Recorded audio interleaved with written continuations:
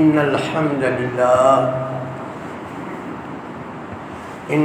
لله نحمده ونستعينه ونستغفره ونستهديه ونستنصره ونعوذ بالله من شرور أنفسنا ومن سيئات أعمالنا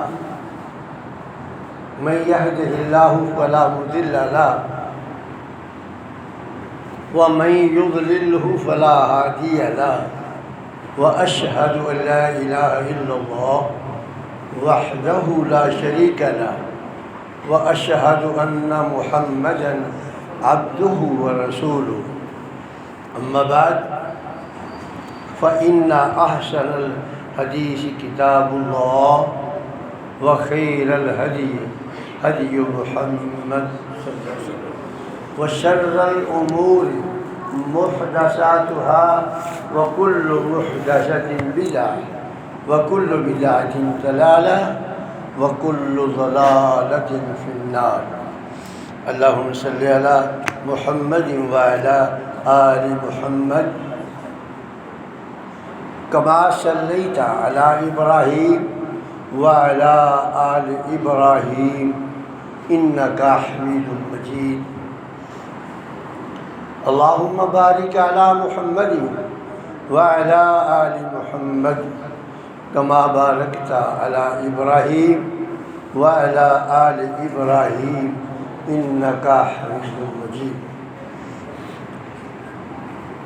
أعوذ بالله من الشيطان الرجيم بسم الله الرحمن الرحيم والذين هم لفروجهم حافظون إلا على أزواجهم أو ما ملكت أيمانهم فإنهم غير ملومين فمن ابتغى وراء ذلك فأولئك هم العادون والذين هم لأماناتهم وعهدهم راعون والذين هم بشهادتهم قائمون والذين هم على صلاتهم يحافظون أولئك في جنات مكرمون وہ لوگ جو اپنی عزتوں کی حفاظت کرتے ہیں الا علی ازواجہم او ما ملکت ایمانہم، وہ اپنے نفس کی تسکین کے لیے اپنی بیویوں اور اپنی لونڈیوں کے ساتھ خوشگوار تعلق رکھتے ہیں، اور ایسا کرنا کوئی باعث ملامت بات نہیں ہے۔ فمن ابتغى وراء ذلك، جو اس کے علاوہ اپنی نفس کی تسکین کے لیے کوئی اور راستہ اختیار کرتا ہے، فَأُولَئِكَ هُمُ الْعَادُونَ، وہ لوگ جو ہے نا حد سے تجاوز کرنے والے ہیں۔ وَالَّذِينَ هُمْ لِأَمَانَاتِهِمْ وَعَهْدِهِمْ رَاعُونَ، اور وہ لوگ جو اپنی امانتوں اور اپنے عہد کی پاسداری کرتے ہیں۔ وَالَّذِينَ هُمْ بِشَهَادَاتِهِمْ قَائِمُونَ، اور وہ لوگ جس کی انہوں نے شہادت دینی ہے یا دی ہے اس پر وہ قائم ہے۔ وَالَّذِينَ هُمْ عَلَىٰ صَلَاتِهِمْ يُحَافِظُونَ، وہ اپنی نمازوں کی حفاظت کرتے ہیں۔ اولئک فی جنات مکرمون، یہ خوش نصیب انسان ایسے ہیں کہ جنت میں ان کو عزت دی جائے گی، ان کو پروٹوکول دیا جائے گا، جنت میں ان کو گارڈ آف آنر دیا جائے گا۔ بات چل رہی تھی کہ قرآن مجید نے 3 طرح کے کردار بیان کیے ہیں اور ہمیں یہ دعوت دی ہے کہ آپ ان کرداروں کو پڑھ کر دیکھیں کہ آپ کا ذکر کس میں ہے۔ تو ابھی وہ اوصاف بیان ہو رہے ہیں جو اللہ کو محبوب ہیں، اور جو بندے جن بندوں میں یہ کردار پایا جا رہا ہے، یہ صفات پائی جا رہی ہے، وہ اللہ کے محبوب ترین بندے ہیں۔ اور جب اس کا پھر انجام یہ بتایا ہے کہ جب وہ اللہ کے حضور پیش ہوں گے تو صرف ان کو جنت ہی نہیں دی جائے گی، بلکہ جنت کے اندر ان کو احترام بھی دیا جائے گا۔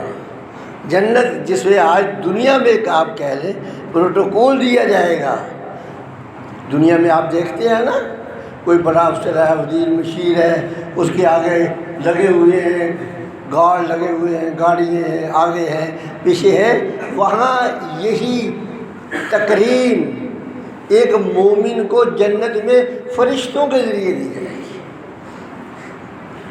پچھلے جو ہم نے آیات پچھلے جمعے جو پڑھی سنی، اس میں 4 صفات بیان ہوئی: نماز، انفاق فی سبیل اللہ یعنی اللہ کی راہ میں خرچ کرنا، اور تیسری قیامت پر یقین رکھنا، اور چوتھی تھی خشیت الہی، اپنے دل میں اللہ کا ڈر اور خوف۔ آج جو ہم سنیں گے اس میں کردار کے بارے میں، یعنی وہ عبادات تھی، عقیدہ تھا، اور آج ہے کردار، اور یہ تینوں چیزیں درست ہونا ضروری ہے۔ ایک مومن کے لیے یہ تینوں چیزیں درست ہونی ضروری ہے، عقیدہ بھی صحیح ہو، عبادات بھی صحیح ہو، اور معاملات بھی صحیح ہو۔ تو فرمایا وہ جو لوگ ہیں والذین ہم لفروجہم حافظون، وہ اپنی عزتوں کی حفاظت کرتے ہیں۔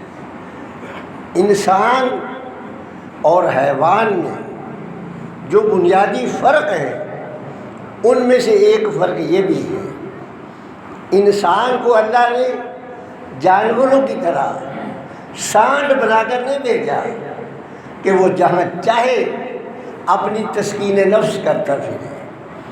انسان کو ایک ضابطے کا پابند کیا ہے کہ تسکین نفس بھی آپ نے کرنی ہے اور کہاں کرنی ہے یہ بھی بتا دیا۔ تو یہ بڑا اہم معاملہ ہے، اور یہ بات یاد رکھیں کہ جس برے کردار کا اس میں تذکرہ کیا گیا ہے نا کہ فَمَنِ ابْتَغَاءَ وَرَاءَ ذَلِكَ فَأُولَٰئِكَ هُمُ الْعَادُونَ، کہ جو انسان سانڈ کا کردار ادا کرتا ہے وہ اللہ کے نزدیک باغی ہے۔ وہ اللہ کے نزدیک کیا ہے؟ وہ اللہ کے نزدیک باغی ہے۔ اور یہ بات یاد رکھ لیں، سانڈ کا کردار وہ لوگ اختیار کرتے ہیں جن کا اپنی آنکھوں پر قابو نہیں ہے۔ یہ آنکھ جو ہے یہ آپ سمجھ لیں کہ یہ بدکاری کی چابی ہے، یہاں سے آغاز ہوتا ہے بدکاری کی طرف مائل ہونے کا۔ اسی لیے اللہ رب العزت نے قرآن مجید میں کہا غضوا ابصارہم کل المؤمنین، اے ایمان والو جب باہر چلو یغضوا من ابصارہم، اپنی آنکھیں جو ہے نا ان کو نیچے رکھا کر، اس لیے کہ یہ چابی ہے بد کرداری کی۔ جب چابی نہیں ہوگی تالا نہیں کھلے گا، ایسے ہی ہے نا، تو یہ چابی ہے، اس کو نیچے رکھنا ہے۔ اس کے بعد پھر یہ فرمایا والذین ہم لاماناتہم، وہ جو ان کے پاس امانتیں ہیں ان کی وہ پاسداری کرتے ہیں۔ اور یہاں امانتوں کا مفہوم جو ہے نا بڑا وسیع ہے۔ امانت سے مراد یہی نہیں ہے کہ جو آپ کو کسی نے کوئی پیسے دے دیے ہیں یا کوئی چیز دے دی ہے آپ بر وقت اسے واپس کر دیں، اس کے مطالبے پر واپس کر دیں، یہ بھی ایک امانت کی قسم ہے، لیکن سب کچھ یہ نہیں ہے۔ ایک انسان پر امانتوں کا بہت بڑا بوجھ ہے، ہر انسان پر امانتوں کا بہت بڑا بوجھ ہے۔ اللہ رب العزت نے یہ جسم ہمیں بطور امانت کے دیا ہے، یہ وقت جو اللہ نے دیا ہے یہ بطور امانت کے دیا ہے۔ یہ اللہ رب العزت نے جو ہمیں خارجی نعمتیں دی ہے وہ سب کی سب بطور امانت کے ہیں۔ ان امانتوں کی وہ پاسداری کرتے ہیں، اور قیامت کے دن ان تمام امانتوں کے بارے میں اللہ نے پوچھنا ہے۔ لَتُسْأَلُنَّ يَوْمَئِذٍ عَنِ النَّعِيمِ۔ یہ سوال ہونا ہے کہ میں نے آپ کو آنکھیں دی، آپ نے کہاں استعمال کی؟ میں نے آپ کو کان دیے، کیا یہ گانا بجانا سننے کے لیے دیے تھے؟ کیا یہ مزامیر سننے کے لیے دیے تھے؟ کیا یہ کان میں نے آپ کو قوالیاں سننے کے لیے دیے تھے؟ یہ کان کس لیے دیے تھے میں نے؟ آپ نے ان کانوں کا استعمال کیسے کیا؟ یہ قیامت کے دن پوچھا جائے گا۔ یہ ناک کا استعمال آپ نے کیسے کیا؟ یہ ہاتھوں کا استعمال کیسے ہوا؟ یہ سب اللہ کی امانتیں ہیں۔ یہ سوچ، یہ فکر، یہ خیالات، اس کے بارے میں پوچھا جائے گا کہ یہ آپ نے کہاں استعمال کی؟ کیا یہ سوچ آپ کی مثبت تھی، لوگوں کے بھلے کے لیے تھی، یا منفی سوچ تھی؟ ہر وقت یہی سوچتے رہتے تھے کہ کسی دوسرے کا گلا کیسے کاٹوں، کسی دوسرے کی جیب کیسے تراشوں، کسی دوسرے کا مال کیسے ہڑپ کر جاؤں؟ کیا یہی سوچتے رہتے تھے؟ کیا اس لیے میں نے تمہیں یہ سوچ دی تھی؟ وقت بھی ایک امانت ہے، اس کے بارے میں بھی پوچھا جائے گا کہ میں نے یہ وقت آپ کو کیوں دیا؟ کیا یہ وقت پاس کرنے کے لیے دیا؟ کیا یہ وقت بیہودہ باتوں کے لیے میں نے آپ کو دیا تھا؟ اس کے بارے میں یہ سب امانتیں ہیں، اس کے بارے میں قیامت کے دن باز پرس ہونی ہے۔ وعہد، اسی طرح عہد بھی ہے، وعدہ بھی ہے، اور یہ بھی بڑا وسیع مفہوم رکھتا ہے۔ وعدے سے مراد یہی نہیں ہے جو ہم ایک دوسرے سے وعدہ کرتے ہیں، ایک وعدہ ہم اللہ سے بھی کر کے آئے ہیں، یاد ہے؟ ایک وعدہ ہم اللہ سے بھی کر کے آئے ہیں۔ جب ہم عالم ارواح میں تھے، اس نے ہم سے پوچھا تھا، الستو بربکم، کیا میں تمہارا رب ہوں؟ ہم سب نے کہا تھا ہاں تو ہمارا رب ہے۔ آیا اس وعدے کی ہم پاسداری کرتے؟ کیا اس کو رب ماننے کے لیے تیار ہے؟ رب کسے کہتے ہیں؟ رب وہ ہے جو انسان کی جسمانی، ذہنی نشو و نما کرتا ہے، درجہ بدرجہ نشو و نما کرتا ہے۔ جب چھوٹے تھے اس وقت اور خوراک دی، جوان ہوئے اور خوراک کا بندوبست کر دیا، بوڑھے ہوئے اور خوراک کا بندوبست کر دیا۔ یہ ہے رب، درجہ بدرجہ ہماری نشو و نما فرما رہے ہیں۔ کیا ہم رب کو رب مان رہے ہیں؟ کیا ہم یہ سمجھتے ہیں کہ یہ جو ہمیں رزق مل رہا ہے، یہ جو ہمیں نعمتیں مل رہی ہے، کیا اللہ ہی عطا کرنے والا ہے؟ ایسا تو نہیں ہے کہ کہیں ہم یہ سمجھتے ہوں کہ جلے سخی سرور 8 بکرے لے جاؤ، ہم نے سکھ مانی تھی، منت مانی تھی، وہ پوری ہوئی ہے۔ کیا یہ سب پوچھ جانے ہیں کہ رب جب ہم نے مانا تو پھر رب کو اس کے اوصاف کے ساتھ ماننا ہے؟ یہ نہیں ہے کہ کہہ لیا رب۔ جو رب کو مانتا ہے وہ کسی سے رزق نہیں مانگتا، جو رب کو مانتا ہے وہ کسی سے شفا نہیں مانگتا، جو رب کو مانتا ہے وہ کسی سے اولاد نہیں مانگتا۔ اس لیے کہ رب کا معنی بڑا وسیع ہے، درجہ بدرجہ نشو و نما کرنے والا ہے۔ اللہ اکبر۔ تو ہم نے اللہ سے وعدہ کیا تھا کہ کہ تو ہمارا رب ہے، یہ وعدہ کیا تھا، اس کی ہم نے پاسداری کرنی ہے۔ پھر ہر ایک نبی نے بھی اپنی امت سے وعدہ لیا، ہر نبی نے اپنے کہا وَإِذْ حَضَرَ يَعْقُوبَ الْمَوْتُ إِذْ قَالَ لِبَنِيهِ مَا تَعْبُدُونَ مِن بَعْدِي۔ یعقوب علیہ السلام نے اپنے بیٹوں سے کہا میرے بیٹو مرنے کے بعد کس کی عبادت کرو گے؟ رسول اللہ صلی اللہ علیہ وسلم نے بھی آخری لمحات میں، آخری دن، جس دن رسول اللہ دنیا سے جانے کی تیاری کر رہے تھے، اس دن رسول اللہ نے فرمایا لعن اللہ الیہود والنصارى اتخذوا قبور انبیائہم مساجدا، کہ اللہ یہود و نصارہ پر لعنت کرے، انہوں نے اپنی انبیاء کی قبروں کو پوجا پاٹ کا ذریعہ بنا لیا تھا۔ آج دیکھ لیں انبیاء کو چھوڑ کر ننگے تلنگے، پتہ نہیں کون تھا کون نہیں تھا، بھلے ان میں نیک لوگ بھی ہوں، کتنے مزارات آپ کے فیصل آباد شہر کے اندر پوجا پاٹ کی جگہ بنے ہوئے ہیں، ہے ایسا کہ نہیں؟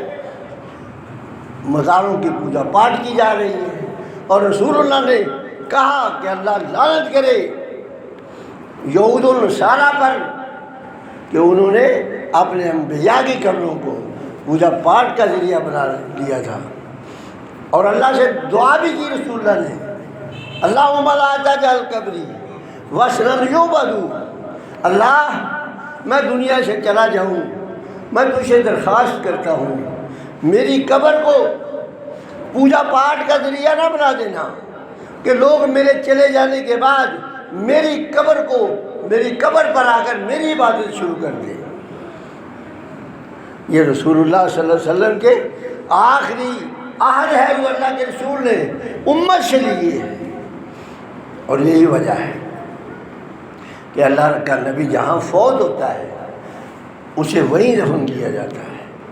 اگر کھلی جگہ میں دفن کر دیا جائے تو پوجا پاٹ کو روکنا مشکل ہو جائے۔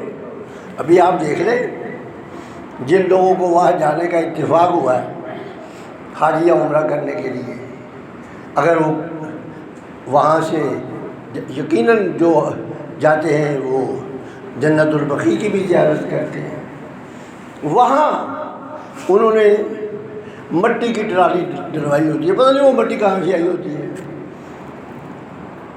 اور ہمارے بھائیوں نے جیبوں میں چھاپر ڈالے ہوتے ہیں، وہ وہاں سے وہ مٹی، پتہ نہیں وہ مٹی کدھر کی ہے کدھر کی نہیں، انہوں نے اس لیے ڈالی ہے کہ کہیں بارش ہو اور قبر کسی کے اوپر کوئی مٹی کی ضرورت ہو تو وہ خود ہی ڈال دیتے ہیں جو وہاں کے شرطے۔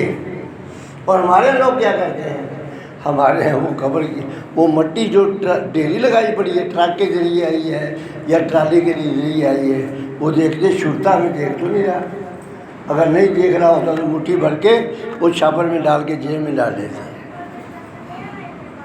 اور واپس آ کر اپنے شہر میں کہتے ہیں یہ خاک مدینہ ہے۔ یعنی آپ اندازہ لگائیں کہ انبیاء اور صلحاء کی قبروں سے بھی اخلاقی طور پہ ہم نیچے گر چکے ہیں، ہم مٹی کی بھی پوجا پاٹ کر رہے ہیں، اور اس مٹی کا یہ بھی پتہ نہیں کہ وہ مٹی مدینہ کی بھی ہے یا کہیں دور دراز سے کہیں لائی گئی ہے، مٹی کو پوجا پاٹ بنا دیا گیا ہے۔ فرمایا والذین هم بأماناتهم وعہدہم راعون، ہم نے وعدہ کیا ہے، ہر نبی نے وعدہ لیا ہے کہ میرے بعد اللہ کی بندگی کرنی ہے، ایک اللہ کو پوجنا ہے، ہماری قبروں کو پوجا پاٹ نہیں بنانا۔ لیکن ہر یہاں ہمارے یہاں نتھو خدو خیرہ جس کے بارے میں کچھ پتہ نہیں کہ یہ کون تھا، وہ مچ جلا کر بیٹھتا تھا، ایک ہندوؤں والا کام کرتا تھا، وہ مر گیا، اس کو دفن کیا، پوجا پاٹ شروع ہو گئی ہے۔ اللہ اکبر۔ والذین ہم بشہاداتہم قائمون، جو انہوں نے گواہی دی ہے نا اس پر قائم ہے۔ کیا گواہی دی ہے ہم نے گواہی دی ہے اشہد ان لا الہ الا اللہ، دی ہے نا، ہم سب نے یہ گواہی دی ہے نا، اور ہر روز کتنی بار گواہی دیتے ہیں اشہد ان لا الہ الا اللہ، اللہ کے علاوہ کوئی معبود نہیں ہے۔ کیا گواہی پر قائم ہے آج کا مسلمان؟ اللہ کہتا ہے اپنے نیک بندوں کی جن کے لیے جنت ہے، یہ ان کی باتیں ہو رہی ہے، یہ ان کا کردار ذکر ہو رہا ہے کہ ان کا کردار یہ ہے جن کے لیے جنت میں تکریم ہے، احترام ہے، جنت میں جن کو گارڈ آف آنر ملے گا، وہ اپنی گواہی پر قائم ہے۔ اشہد ان لا الہ الا اللہ کہا ہے تو اس پر قائم ہے۔ مسجد میں مؤذن اشہد ان لا الہ الا اللہ کہتا ہے، اور وہی مؤذن باہر جا کر کہتا ہے مدد یا رسول اللہ، مدد فلان، یہاں اقرار کر کے آیا ہے، یہاں گواہی دے کر کے آیا ہے، اور وہاں جا کر خود اپنی گواہی کا انکار کر رہا ہے۔ دوسرا ہے اشہد ان محمد رسول، یہ گواہی دی ہے میں نے بھی اور آپ نے بھی کہ میں گواہی دیتا ہوں کہ محمد اللہ کے رسول ہے۔ اطاعت اطیع اللہ و اطیع الرسول ہے، اللہ کی اطاعت کرنی ہے، رسول کی اطاعت کرنی ہے۔ ہم نے یہ گواہی دی ہے کہ ہم اطاعت کریں گے، لیکن ہم اللہ کے رسول کی اطاعت کو بھول گئے ہیں۔ اطاعت کے لیے ہم نے اور لوگ مقرر کر لیے ہیں، میں اس کا مقلد ہوں، میں اس کا مقلد ہوں، میں اس کا مقلد ہوں۔ گواہی پر قائم نہیں ہے ہم، جو ہم گواہی دے رہے ہیں، جو دے کر دیتے ہیں، اس گواہی پر ہم قائم نہیں ہیں۔ اللہ نے فرمایا کہ وہ کردار جن کرداروں کو جنت ملنی ہے وہ ہیں جو اپنی گواہی پر قائم ہیں۔ اللہ اکبر۔ والذین هم علی صلاتهم یحافظون، یہ جو پہلے 4 مضمون گزرے نا گزشتہ جمعے، اس کا آغاز نماز سے ہوا تھا، الا المصلین، اور آخر میں 4 مضمون اور 4 کردار، 4 پہلے آئے نا، نماز، انفاق فی سبیل اللہ، قیامت پر عقیدہ، اور چوتھا خشیت الہی، اللہ کا ڈر اور خوف۔ اور آج جو کردار بیان ہوئے ہیں وہ ہے اپنی عزتوں کی حفاظت، وعدے کی پاسداری، امانتوں کی پاسداری، اور گواہی پر قائم رہنا، 4 یہ ہیں۔ اب اس 8 چیزیں بیان کرنے کے بعد پھر بتایا وَهُمْ عَلَىٰ وَالَّذِينَ هُمْ عَلَىٰ صَلَاتِهِمْ يُحَافِظُونَ، یہ وعدے کیا کہ یہ جو 8 چیزیں ہیں یہ ایک نماز پڑھنے سے پوری ہو جاتی ہے۔ یہ جو 8 چیزیں ہیں نا، نماز کا ذکر بعد میں کر کے یہ واضح کیا ہے کہ 8 یہ چیزیں جو آپ جو کردار بیان کیے ہیں وہ ایک نمازی میں 8 کردار ہوتے ہیں۔ والذین هم علی صلاتہم یحافظون، مثلا پہلا دیکھ لیں، نماز کو قائم کرنا ظاہر اس کے اندر موجود ہے، الذین یؤمنون بالغیب ویقیمون الصلاۃ، اور دوسرا انفاق فی سبیل اللہ، اللہ کی راہ میں خرچ کرنا، وہ بھی جو نماز پڑھتا ہے وہ اللہ کی راہ میں خرچ بھی کرتا ہے، جو نماز نہیں پڑھتا وہ اللہ کی راہ میں خرچ بھی نہیں کرتا، اگر کرتا ہے تو اللہ کو راضی کے لیے کرنے کے لیے نہیں کرتا، وہ لوگوں کو دکھاوے کے لیے کرتا ہے۔ وہ قرآن میں جب وہ سورۃ مدثر میں ہے نا، وَمَا سَلَكَكُمْ فِي سَقَرَ، وہ جنتی جہنمیوں سے پوچھیں گے بھی تم جنت میں کیوں آئے؟ قَالُوا لَمْ نَكُ مِنَ الْمُصَلِّينَ وَلَمْ نَكُ نُطْعِمُ الْمِسْكِينَ، کہ ہم جو ہے نماز نہیں پڑھتے تھے، ہم محتاجوں کو کھانا نہیں دیتے تھے۔ اس کا مطلب یہ کہ جو نماز پڑھے گا وہ انفاق فی سبیل اللہ بھی کرے گا، اور پھر وہ اللہ کی بندگی بھی کرے گا، اس کا عقیدہ بھی صحیح ہوگا۔ دیکھیے آپ نماز کی ہر رکعت میں سورۃ فاتحہ پڑھتے ہیں اور کیا کہتے ہیں؟ مالک یوم الدین۔ مالک کیا ہے؟ تو قیامت کے دن کا عقیدہ ہے نا۔ پھر کیا کہتے ہیں؟ ایاک نعبد و ایاک نستعین۔ اللہ تیری خالص بندگی کرتے ہیں اور تجھے ہی مشکل کشا، حاجت روا اور مددگار تجھے ہی تسلیم کرتے ہیں۔ ایسا ہی ہے نا، نماز کے اندر اقرار کرتا ہے اللہ اکبر۔ پھر اس کے بعد فرمایا نماز کے بعد آپ آ جائیں تو کرداروں کی بات ہوئی کہ کردار ان کا ٹھیک ہے، نماز ہی انسان کا کردار ٹھیک کرتی ہے۔ قرآن میں اللہ نے فرمایا ان الصلاۃ تنہا عن الفحشاء والمنکر۔ جو نماز پڑھتا ہے وہ بد کردار نہیں ہو سکتا، وہ بے حیا نہیں ہو سکتا۔ قرآن کہتا ہے ان الصلاۃ تنہا عن الفحشاء والمنکر۔ نماز انسان کو روکتی ہے بے حیائی سے، منکرات سے، وعدہ توڑنا، امانت میں خیانت کرنا، یہ منکرات میں سے۔ پھر خشیت الہی وہ بھی نماز کے اندر ہے۔ اللہ نے قرآن میں ذکر نہیں کیا قد افلح المؤمنون الذین هم فی صلاتہم خاشعون، کہ مومن وہ ہے جو اپنی نمازوں میں خشوع و خضوع کرتے ہیں۔ مومن وہ ہے قد افلح المؤمنون الذین هم فی صلاتہم خاشعون، جب وہ نماز پڑھتے ہیں تو خشیت الہی ان پر طاری ہو جاتی ہے۔ تو گویا یہ نماز جو ہے، یہ 8 چیزیں جو بیان ہوئی ہیں، ان 8 چیزوں کا احاطہ کرتی ہے۔ آخری بات بتا کے ختم کرنے لگا ہوں۔ حضرت عمر رضی اللہ تعالی عنہ جب کسی کو کسی علاقے کا حاکم بناتے ہیں، اس سے وعدہ لیتے ہیں، اس سے عہد لیتے ہیں کہ آپ نے 5 وقت کی نماز کی امامت کروانی ہے، اور فرماتے اگر تم نے اس عہد کی حفاظت کر لی تو جتنے بھی تجھ پر ذمہ داریاں ہیں وہ تو سب پوری کر لے گا۔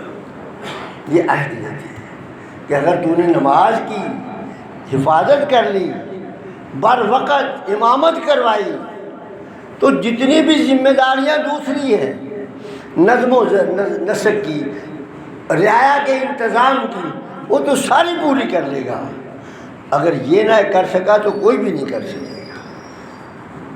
وہ حضرت عمر رضی اللہ تعالیٰ عنہ جب خفیہ طریقے سے ہر حاکم کی رپورٹ لیتے رہتے تھے کہ آیا یہ ذمہ داری وہ پوری کر رہا ہے، اور جس کے بارے میں یہ اطلاع ملتی کہ وہ 1-2 نمازوں میں ڈنڈی مارتا ہے، خود کسی دوسرے کو بھیج دیتا ہے، حضرت عمر رضی اللہ تعالیٰ عنہ اس کو معزول کر کے مدینے بلا لیتے اور اس کی جگہ پر کسی اور حاکم کو متعین کر دیتے۔